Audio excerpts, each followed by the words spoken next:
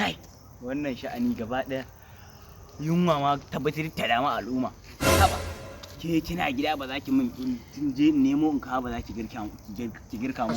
Fi sabilillah bari kira mai sweetie mai lovely. Yauwa ga lambar. Wannan lambar mai sweetie ce mai lovely. Suna ɗaya na sa amma na san wannan ita ce. Ai ke zan aura da izinin Allah. Yauwa ta shiga. Yauwa, hello.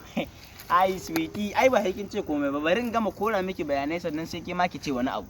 Ai da kike ji da kike gani. A duniyar Allah nan idan ban ganki ba ni gaba ɗaya raina ɓaci yake. Kin ga yau tun safe da na tashi? Wala gaba ɗaya bakin ciki na tahi da hi tuli cikin zuciyata. Saboda haka kin ga ita matar gidan nan ba ta faranta mu rai. Idan kika shigo cin karan mu za mu babu babbaka. Yanzu ina wannan shaɗanannen girkin da kike min.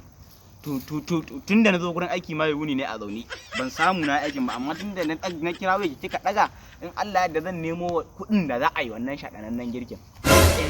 Kin sani ai yammaci zan zo in yi miki yau. To shikenan kina ji?